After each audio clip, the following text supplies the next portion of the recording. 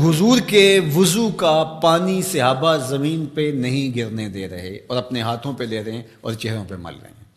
تو آقا کریم نے فرمایا ما حملکم علی ھذا، تمہیں اس بات پر کس چیز نے ابھارا، یہ کیوں کر رہے ہو؟ میں نے تو حکم نہیں دیا، قرآن نے حکم نہیں دیا، اور تم میرے وضو کے پانی کو بھی زمین پہ نہیں گرنے دے رہے، تو یہ کیوں کر رہے ہو؟ انہوں نے جواب دیا حب اللہ و رسولہ، یہ اللہ اور اس کے رسول کی محبت کی وجہ سے ہم کر رہے ہیں. حضور نے اس سے منع بھی نہیں کیا، چونکہ اگر یہ شریعت سے متصادم کوئی چیز ہوتی تو نبی کے منصب میں شامل ہے کہ نبی منع کرتے. تو فرمایا جو چاہے اللہ اور اس کے رسول سے محبت کرے یا اللہ اور اس کا رسول اس سے محبت کرے. ان میں سے پہلی بات فرمایا جب بھی بولے سچ بولے، اور دوسری بات ارشاد فرمائی جب اس کے پاس امانت رکھی جائے تو اس امانت میں خیانت نہ کرے، اس امانت کو صحیح صحیح لٹا دے. اور تیسری بات جو اس کا ہمسایہ بنے اس کی ہمسائیگی کے حقوق کا پورا پورا خیال رکھے. تمہاری محبت کا یہ جذبہ صادقہ ہے کہ تم میرے وضو کے پانی کو بھی زمین پر نہیں گرنے دیتے، لیکن کہیں تمہاری محبت یہیں رک کر کے نہ رہ جائے اور لوگوں کے حقوق پامال نہ ہو جائیں، ہمسایوں کے ساتھ زیادتی نہ ہو جائے. تم محبت کی فراوانی جو ہے وہ اپنے سینے میں رکھے ہوئے ہو، لیکن عمل سے کہیں تم بے نیاز نہ ہو جاؤ، لہٰذا تمہاری زبان ہر حالت کے اندر سچ ہی بولنے کی خوگر ہو اور تم لوگوں کی امانتوں کا پورا پورا خیال رکھو. اور تیسری بات ہے کہ ہمسائیگی کے حقوق تم کبھی بھی اس محبت میں آ کر کے ترک نہیں کر سکتے. میں اور آپ دیکھیں کہ ہماری محبت کہیں خام تو نہیں ہے کہ ہم دعوی محبت میں وہ چیزیں کر جاتے ہیں جن کی شریعت ہمیں اجازت دیتی ہے، شریعت کا حکم نہیں ہوتا اور ہمیں وہ کر لینی چاہیے، لیکن دوسری جانب جو طے شدہ شریعت کا نظام ہے اس کو کہیں ہم پامال تو نہیں کر جاتے اور محبت کی اس فراوانی کے اندر وہ چیزیں دب تو نہیں جاتی. حضور علیہ السلام کا یہ فرمان ہمیں پورا پیکج دیتا ہے. تصویر مکمل سامنے آنی چاہیے، مکمل نکھری ہوئی تصویر جس کے سارے خد و خال واضح ہوں. تو ہم ضرور اپنا جائزہ لیں اس حدیث کی روشنی میں جو میرے اور آپ کے آقا و مولا نے 3 چیزیں خاص طور پہ ارشاد فرمائیں کہ جب بھی بولیں سچ بولیں، تمہاری زبان جھوٹ سے آشنا نہیں ہونی چاہیے. یہ محبت رسول کا تقاضا ہے جو خود اللہ کے رسول نے ہمارے سامنے رکھا. اور ہمارے پاس جو امانت رکھی گئی ہو، امانت کی جو بھی صورت ہو،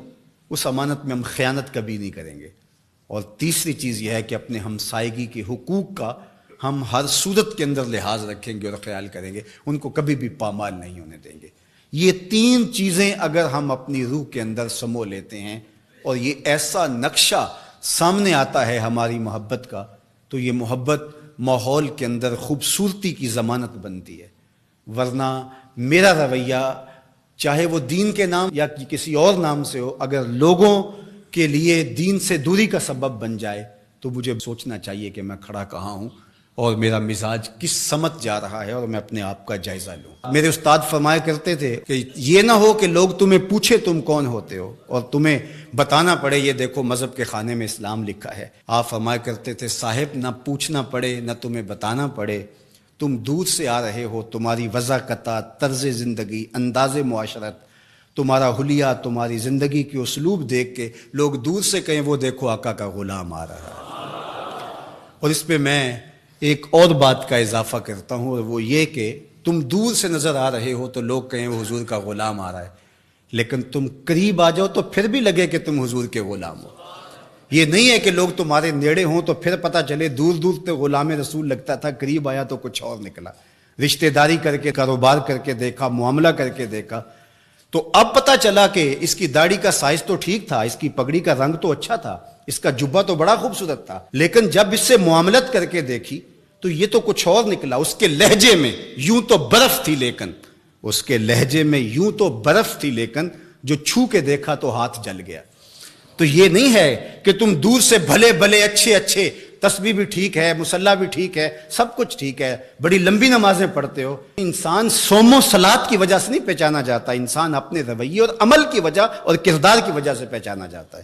تو اس لیے ہم دور سے اچھے بھلے بھلے دکھائی دیں، لیکن جب کوئی ہم سے کاروبار کر کے دیکھ لے، ہماری ہمسائیگی میں مکان بنا کے ہمارا ہمسایہ بن کے دیکھے اور جو ہے وہ ہم سے رشتہ داری کر کے دیکھے، بیٹی اور بیٹے کی شادی کر کے دیکھ لے، تو پھر پتہ چلے کہ یہ باقی تو سب کچھ ظاہر سے ٹھیک تھا، لیکن اندر تو بہت کڑوا نکلا، اندر تو بہت کسیلا نکلا. نہیں، کوئی دور سے ہمیں دیکھے پھر بھی ہم بھلے دکھائی دیں، اور قریب آ کے دیکھے تو اور سہار میں کھو جائے کہ حضور کے غلام واقعہ ہی ایسے ہوا کرتے ہیں.